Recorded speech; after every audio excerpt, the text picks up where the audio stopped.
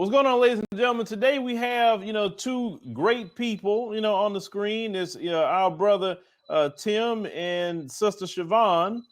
They are actually in Tanzania. They have a YouTube channel showing you about their journey on the continent. So Tim and Shavon, thank you for joining us on the show today. Thank you for having us. Thank you for having us. We appreciate it, man. All right, brother and sister. So, talk to us a little bit, about, are you guys, I see y'all together. You have a beautiful family. How did y'all meet? Well, she tells the story a lot better than me. So I'll let you tell the story. Well, I'm from New York City originally, and I moved to Nashville. I went to Fisk University. And then once I graduated, I was working at Olive Garden, just trying to make some cash, in between figuring out what I was going to do after I graduated. And then Tim moved from Memphis to Nashville. And so we met at Olive Garden pretty much. And he would just kind of like follow me around the store. And, once we met, we just been rocking ever since. It's been like about 5 or 6 years now. And we got married in 2017. That's beautiful. Got married in 2017, and I see y'all have a beautiful family. Like I say, I love seeing families come together. Yeah, thank you, man. Thank you. Appreciate it. All right, so let me get down to definitely the important question. So y'all met, y'all got married, got a beautiful family. But what made you say, you know what, I want to, I need to go see the motherland, like, because a lot of us here in America, you mentioned that to them, like, what I want to go over there for. So what made you say you want to go to the motherland? Okay, before it was really with the start of watching your videos. When you took your first trip to Africa, man, you really sort of planted one of the first seeds for us to really see what this place looked like over here. So when you came, we just began to think about it at that point. And then like after everything happened that's going on in America, and then after the situation happened with George Floyd, we start to realize like it's really no point in staying over here. Like at the end of the day, like we're really going in the same rat race and it's not gonna change. You see how they feel about us. So why continue to put ourselves in that situation? You see the sun, the beautiful sun that we have, and it's not wise for us to keep him in that environment if we see the possible outcomes that's going to happen in his life. So we didn't feel comfortable. All right. So when people say in the YouTube comment sections, I'm pretty sure you've seen this in your comment section, but I've seen it in mine. What do you say to Black Americans who says that, well, Tim and Shavon, y'all ran? Because y'all ran away from America. Y'all didn't want to fight. What would you say to those people? Man, I would tell those people that there's a fight on multiple fronts. Some people maybe feel like they need to stay in America and fight.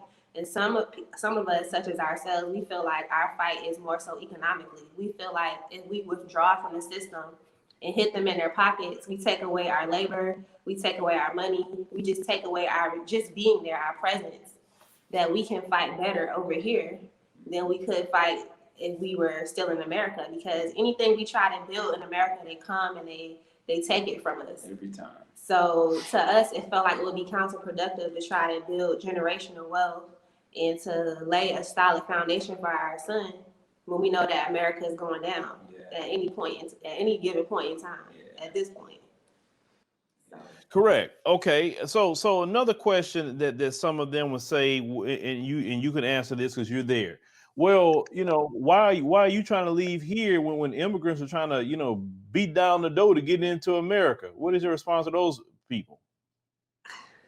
My response to that is just like people have been brainwashed to think that America is the American dream that we believed at some point in our lives. So just like we thought that America was this grand, beautiful, amazing place of opportunity, that's the same thing that our brothers and sisters have been brainwashed to believe too. So once we're over here having conversations with them, they start to realize like, oh, it's not really like that. Like, oh, we can't be over there chilling like we chill over here. Oh, it's totally different. So yeah, they've been brainwashed. That's why they still running over there. Yeah. And then like most of them, they just see like the glamour side of America. They see like Real Housewives. They see the rappers and like just like the glamorous lifestyle. They don't see like the oppressive system. They don't see that you have to struggle to even get like a loan, or you have to just basically deal with racism. They don't see that. They just see what they show them on TV, and they think that that's what Black Americans, that's what we are, and that's what we deal with when they don't see the reality. So we've been talking to them and telling them, they're like, oh man, like it's really like that in America. And we're like, yeah. They're like, oh, I don't want to go anymore. So like when we educate them, then they start to understand like the real story, and they don't want to go after that. And then yesterday, I think it was yesterday or 2 days ago, I found out that when the immigrants actually take the test to gain like citizenship and like get access to the country, they get a test, and the test have like, I think he said like 100 and some questions, and none of them are about African American history. Like they have no idea what we've been through, what we went through, what we're fighting for, where we coming from. They just think we in the same position as the Mzungus.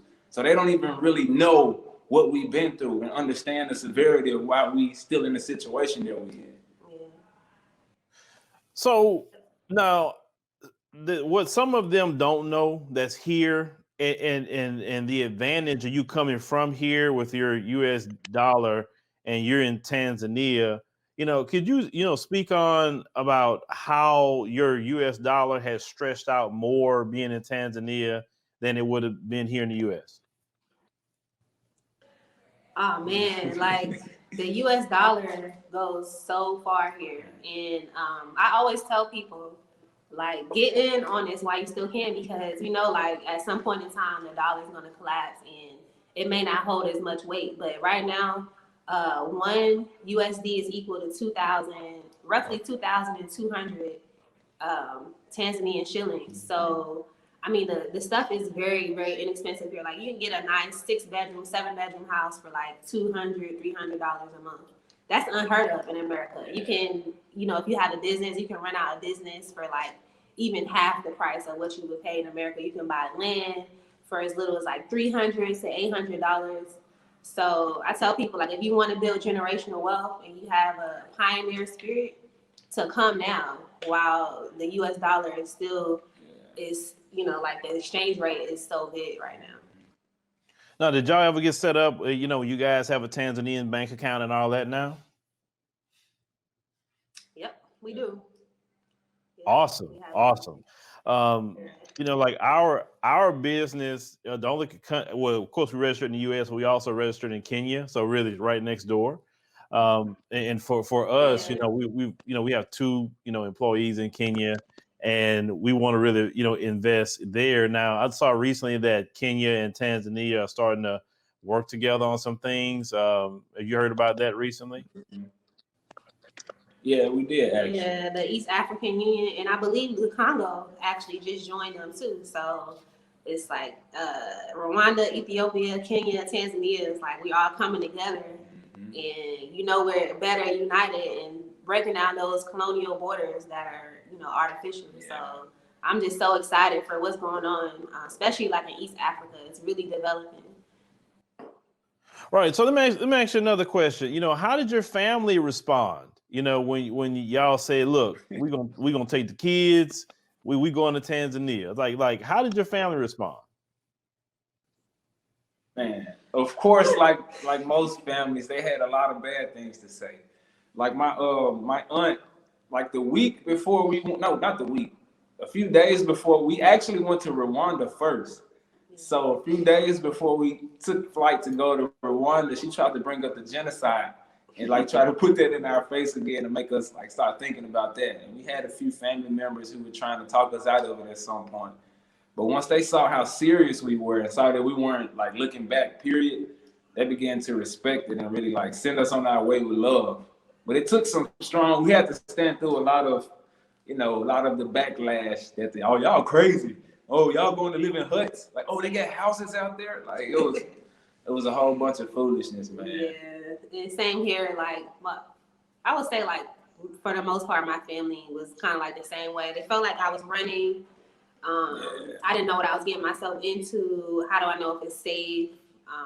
You know, just like the general things you hear when you tell people that you're going to move to a different country. But it's weird because if you would have told them that you're going to Paris or like somewhere in Europe, then they would be like, oh, you know, like send postcards. But if you tell them that you're going to Africa, then it's an immediate negative reaction, which is, you know, part of the media and how they taught us and how they portray Africa. So I kind of kept that in the back of my head, like, you know, that's really what it is that they don't know. They've never been there. We've only seen negative things for the most part about Africa. You know, and like I said, it amazes me because you're right. You know, you mentioned you was going to Paris or London and say, hey, I'm taking the kids. We're going to London. They'd be like, oh, man, like, shoot, let me know so I can come visit you. You know what I'm saying? Yeah, But hey, I'm going to Dar es Salaam. Like, huh? You know, what you mean going over there? What's them people? They gonna kidnap your kids at school? I'm like, that is Boko Haram in Nigeria. That's not Tanzania.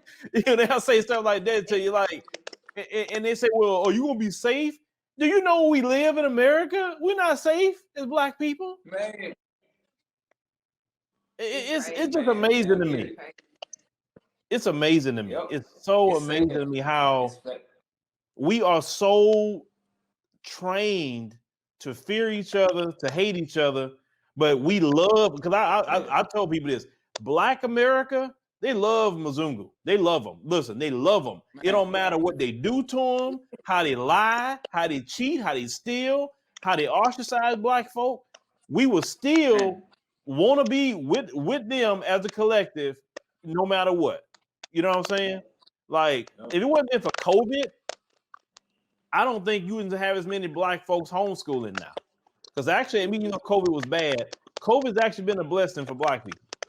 Man, for real. If you was in position, if you did your things right, it was a good opportunity for you to take advantage of a window of opportunity that we had, for sure. Yeah,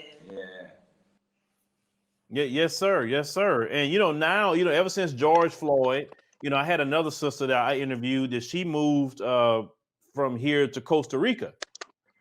She said she couldn't be here no more after she saw what happened to George Floyd. And then y'all said the same thing.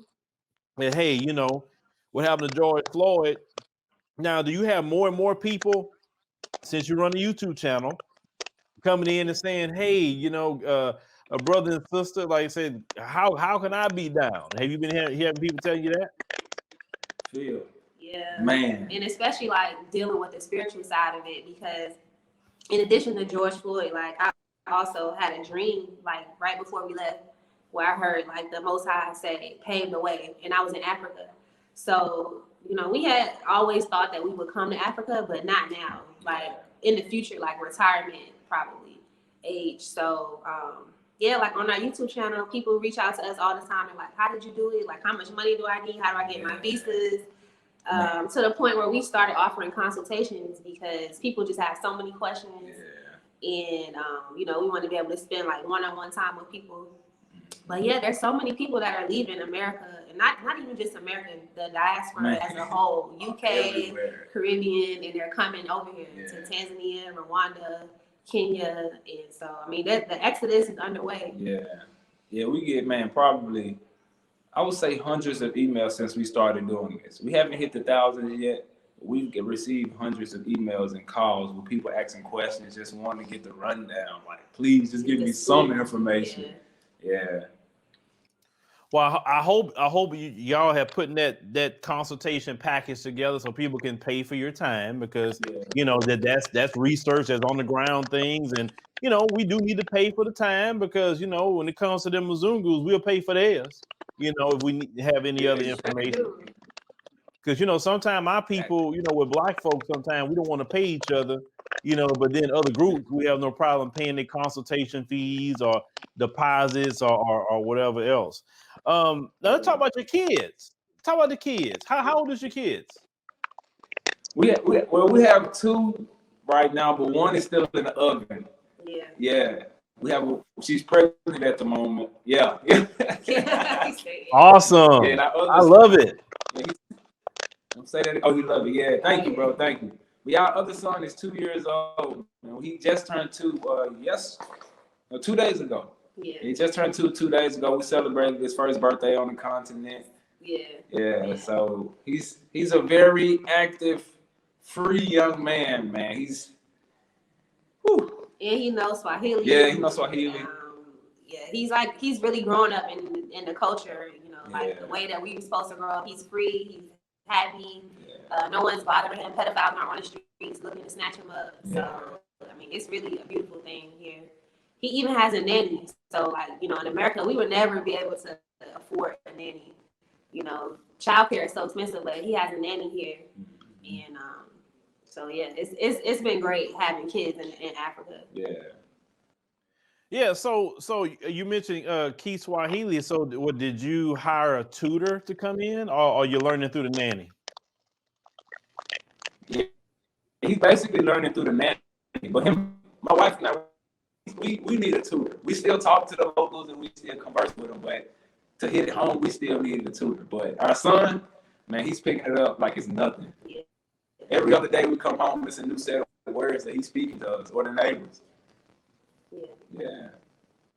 Yeah, little kids pick up on foreign languages real quick, So I think it's beautiful that he won't even know the wickedness of America. He won't even know, So it's on top of that, you guys are building a life over there in Tanzania. Now, recently, shout out to Traveling Sister.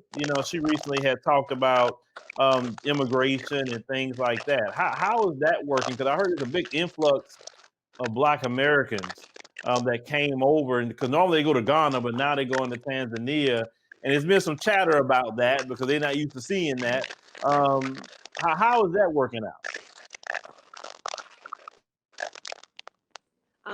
So, I think it's working out for those who did their research. Some people came over here and they weren't fully informed, I would say. Especially as far as the prices for because here there's a couple of ways for you to stay long term, but the most popular way and the easiest way is for you to set up a business and then you can apply for your work and your residence permits. But I don't think people were really looking at the amount of money that they needed for each permit. So they kind of got out here and they didn't have enough money, or they didn't set up their business right away, so they weren't bringing in income. And that's another big thing that we always tell people, make sure you have a source of income before you come here, because even though it's cheap, you can run out of money fast because if you're not bringing money back in. So I think that was the biggest issue with people getting their visas. But if you come over here with a plan and you have a business or you have a way to generate income somehow, you're going to be fine. Because once you get your permits, that's good for 2 years, and then you just renew it until you can apply for citizenship. Okay, so you made good citizenship. Yeah, because people don't understand is that you got to have some sort of income coming in, and business is the best way to go. Some places you can get citizenship by investment. Do they have that in Tanzania?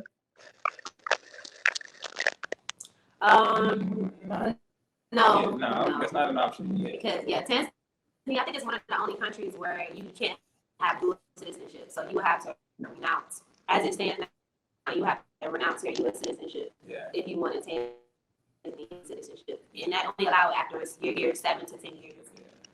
But like you said, Phil, it's so new to the country that they haven't seen so many of us. But I think once we come here and set ourselves up and really show that we mean business, we'll be able to have that conversation to help the ones that's coming after us to say man, we just need a little help in certain areas. We want to come and help and produce, but it's some red tape and things that's in place that's been put in place through other powers that we have to work together, to bring that down. That's why we're here anyway. So, somebody has to do the heavy lifting and the hard work. Yeah, they're starting to see that now too. So I think things will change here in the near future, especially as more of us come, as more of us invest into the economy and start businesses. Right, and I tell people this: you don't have to give up your citizenship. You can just get permanent residency and be good. I mean, I mean, and that way you're legally there. You get a passport and everything. You can't run for public office, but sometimes you got to be natural born to run for public office anyway.